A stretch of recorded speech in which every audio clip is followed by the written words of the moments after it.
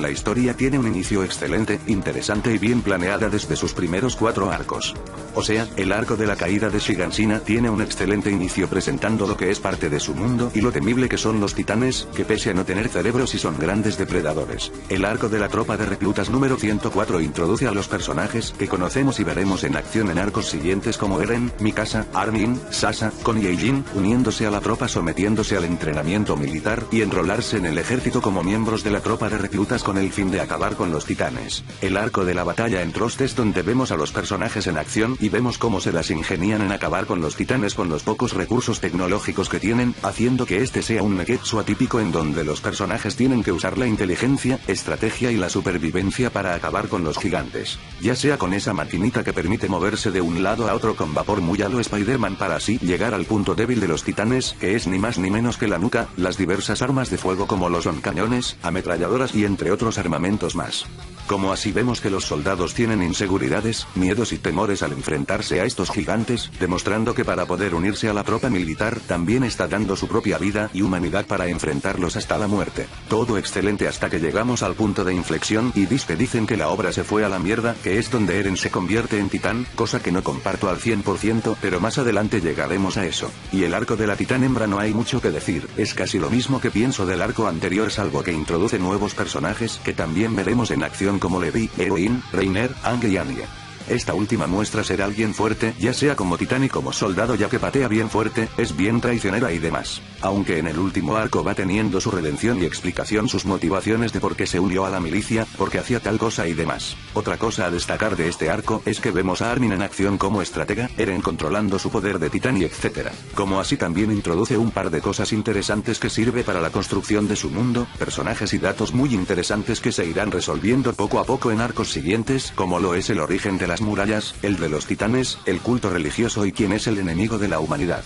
Estos serían los primeros 4 arcos argumentales de Shingeki, que también cubre la primera temporada del anime. Sin embargo, tampoco es que sea tan perfecto ya que con lo excelente que es el comienzo, no puedo percatarme de algunos errores de escritura y de principiante que se mandaba Isayama en los primeros tomos, haciendo que su presentación se sienta muy cuestionable en muchas cosas al punto que pensaran que es potencial desperdiciado entre comillas. Un ejemplo es lo desordenado que son algunos acontecimientos como que luego de presentar la masacre que pasó en Shiganshina, nos presentan a Eren y los demás personajes ya preparados para combatir contra los titanes al instante. Lo cual no sería nada malo ya que al final de esa parte, se nos introduce un flashback presentando ya a los personajes preparándose como soldados. Mi problema no es que te expliquen cómo se preparan como unos soldados, el problema es que te lo presentan justo después de que algunos personajes hayan muerto como Marco, personaje que no sabemos nada de su vida más que ser el amigo de Jin y solo fue un gatillo para mover la trama. Por suerte el anime mejoró este aspecto aligerando algunas escenas y diálogos, que, por cierto, el ritmo en el manga es lentísimo con la inmensa cantidad de texto innecesario. Y eso que no he mencionado el arco de la monarquía, que es donde sufre más de esos errores por lo confuso y tedioso de leer que son algunos eventos presentados que como dije antes, el anime corrigió este aspecto. Otra queja en el inicio, aunque no es nada grave ya que más adelante tiene su explicación y no afectaba a la obra en sí, sería la transformación de Eren en titán. Lo cual parecía algo desubicado y contradecía algunos conceptos presentados al inicio, debido que es un neketsu atípico en donde los humanos se las ingeniaban en acabar con los titanes de muchas formas como si de una guerra se tratase. Pero más adelante esta idea va teniendo su explicación y sentido de lo que parece. Pero fuera de esos errores, la obra comienza bastante bien. El arco del enfrentamiento de titanes, o sea, lo que cubre la segunda temporada del anime, me parece el más débil a comparación de los anteriores y lo que le viene después. Principalmente por lo saturado que son sus flashbacks, que aparte de explicar algunas cosas, arruina un poco la tensión y la acción de la obra en sí permitiendo que la lectura se sienta algo lenta y pesada de seguir. Por suerte el anime mejoró este aspecto, aunque igual sufre de lo mismo, y también tiene un par de pendejadas como la identidad del titán acorazado y el titán colosal, que si bien no es tan grave pero su revelación tan importante pudo haber sido mejor. Es que verga, en lo personal esperaba que fuera más emocionante en vez que te lo cuente frente a un montón de soldados como si nada, es como si dijera que yo me robe tu cartera o haya abusado sexualmente a un menor enfrente de la policía y que ellos mismos comieran un Burger King como si nada hubiera pasado los muy distraídos.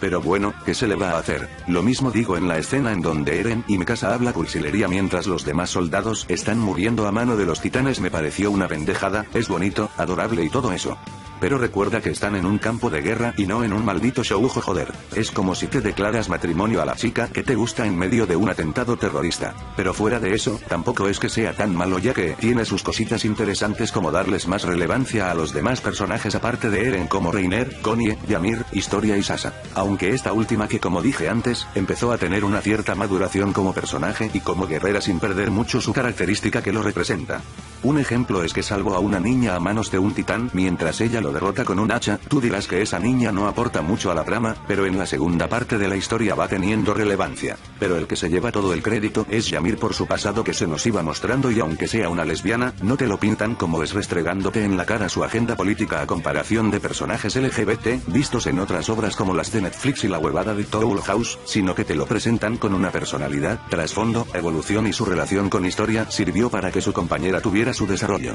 Así es como se escribe un personaje inclusivo, hay que darle personalidad para que sea útil en la serie y no propaganda LGBT en donde no hace más nada que ser gay o lesbiana. Y, por último, este arco le da más peso al culto religioso, aunque esto se explorará más en detalle en los arcos posteriores, que por eso lo dejaré como un dato interesante y de suma importancia. El arco de la monarquía, que es donde cubre la primera mitad de la temporada 3, es donde la obra cambia de enfoque, ya no es humanos contra titanes, sino humanos contra humanos, lo cual me parece un punto a favor, permitiendo que la obra explore varios de sus temas presentados, como lo son los temas políticos, ya sea su conflicto social, problemas dentro de la milicia, los problemas dentro de la muralla, la corrupción, la censura, y no hablo de porque weas son violentas, desnudos ni nada de esa mierda. Me refiero que censuran a cualquiera que conspire contra el gobierno, como la verdad afuera de las murallas y el origen de los titanes. Esto permite enriquecer más su mundo, los temas a tratar por lo básico que es, y demostrando que el enemigo no solo son los titanes, sino también la misma humanidad, por lo ya mencionado. Lástima que la resolución de este conflicto llega a ser algo decepcionante y anticlimático, ya que las personas que conspiraban todo este tiempo y que mandaba a estos soldados a hacer estas misiones de matar a los titanes, resultaron ser unos inútiles buenos para nada.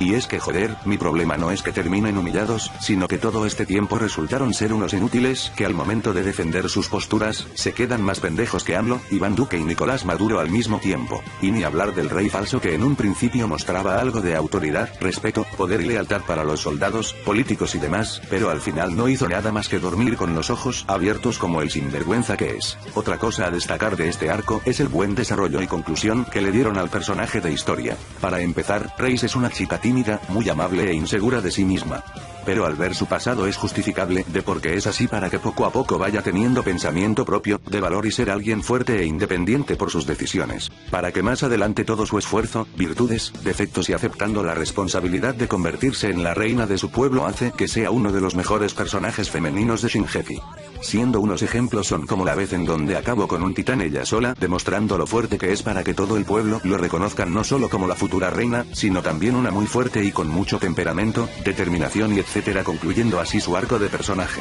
Además que me gustó que le dijera todas las verdades que siempre queríamos decirle a Eren todo este tiempo, no para victimizarlo como dirían algunos, sino para darle algo de humanidad al personaje para que poco a poco muestre su maduración. Maduración que se verá en la segunda parte del manga. Y una cosa más, mencionaré a Kenny Ackerman. Kenny es todo un hijo de puta, sarcástico, carismático ya sea en sus acciones y en sus diálogos, lo que hace diferente a los personajes que siempre andaba serio en su misión. Kenny es todo lo contrario, ya que es toda una bomba matando a cualquiera que cruce en su camino, firme en sus decisiones e incluso tiene algo de humanidad al recoger a Levi para que no se muera de hambre. Muchos dicen que este personaje es desperdiciado y no es útil para la trama, lo cual me parece una tontería, ya que la inclusión de personaje sirvió para saber más de Levi, demostrando que no es alguien perfecto, ya que de niño se explica por qué es así de frío debido a sus experiencias. E incluso su despedida me pareció muy conmovedor, ya que al final Kenny reconoció a Levi como parte de su familia y regalándole el suero de titán en sus últimos días de su muerte. Este arco tiene muchas cosas a favor, como lo ya mencionado, es que también muestran el pasado del padre de Eren, que gracias a él arruinó toda la paz, explica también los poderes de los titanes cambiantes y la ascendencia que tiene con cada uno.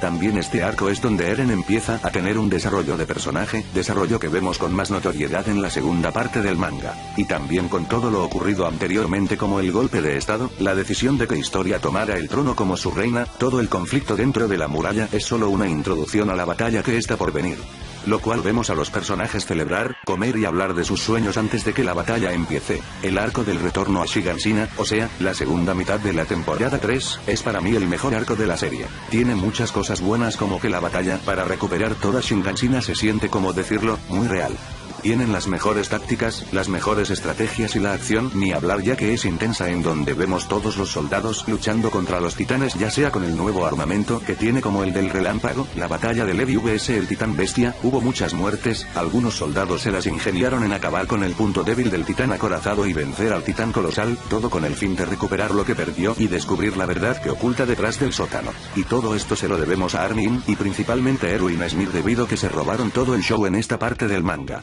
Armin, como dije antes, sí se lució bastante y demostró tener más cojones en enfrentarse al titán colosal con el fin de ver el mar fuera de las murallas, pero el que se lleva todo el crédito es a Erwin Smith, que lo considero como el mejor personaje de Shingeki, y tengo muchas razones del porqué. Erwin es un gran líder que descendió de lo más bajo para que poco a poco vaya brillando como personaje, alguien que genera respeto y autoridad para los demás soldados a comparación de lo que nunca fue James y Don Woden Ruby, al menos por ahora. Es el que tiene las mejores estrategias como de atrapar a Annie y el plan final para la batalla de Shinganshina, y no solo se queda como estratega, sino que sus discursos y frases motivacionales inspira a todos sus compañeros en no rendirse incluso cuando ellos piensan que han perdido la batalla. Tiene un pasado interesante de ver y la muerte de su padre sirvió más como una motivación para saber la verdad de este mundo detrás de las murallas, sin importar las consecuencias que va teniendo, como de que lo condenen a muerte cuando descubre lo que oculta el gobierno, y su muerte marcó un legado para sus soldados haciendo que con todo el sacrificio que tuvo, algo así como Renge en Demon Slayer, sirvió para que sus compañeros se motivaran en seguir adelante con su plan, que es ir al sótano para saber la verdad de este mundo y el origen de los titanes que tanto ocultaba el gobierno.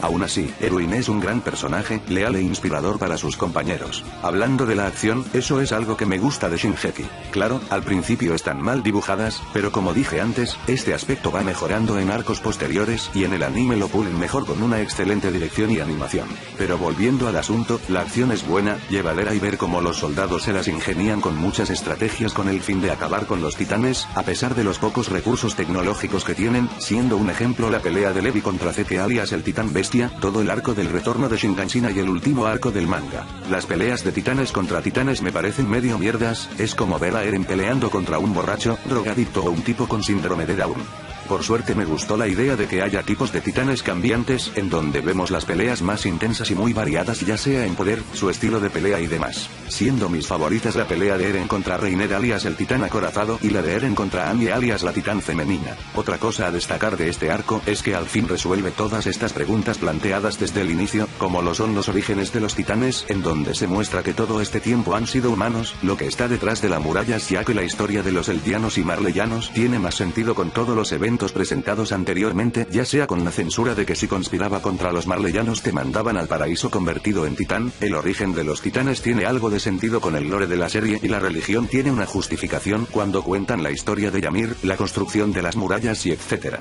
que en la cual eso explica por qué ocultan la información, silencia a cualquiera que conspire contra ellos, la censura, como la religión antes tenía el control en el gobierno, las misiones suicidas, los experimentos con humanos y todo eso. Y no solo eso, es que con todo lo presentando en la obra, que si bien al principio me pareció muy extraño con cosas muy cuestionables, que me dejaban en duda de por qué Annie se quería comer a Eren, por qué Reiner lo iba a capturar, los titanes cambiantes e incluso su mundo, me parecía raro y curioso a la vez por muchas razones como su armamento y la tecnología que posee. Pero ya al juntar toda la rompecabezas resulta que todo esto va teniendo más sentido de lo que parece, demostrando que todo este tiempo ha estado planeado desde el comienzo por así decirlo. Y la conclusión de este arco es más que satisfactorio en donde vemos a Eren, Armin, Mikasa, Levi y los demás yendo a la playa para ver el mar, celebrando su primera victoria y también están dando los primeros pasos para la libertad y esperanza en la humanidad. Aunque con lo ya mencionado anteriormente, esto es solo el principio del acontecimiento prometido que se verá en la segunda parte del manga, debido que hay una amenaza incluso peor que los titanes. Por cierto, para el que diga que todo esto fue un experimento social, se puede ir a chingar a su puta madre, pendejos.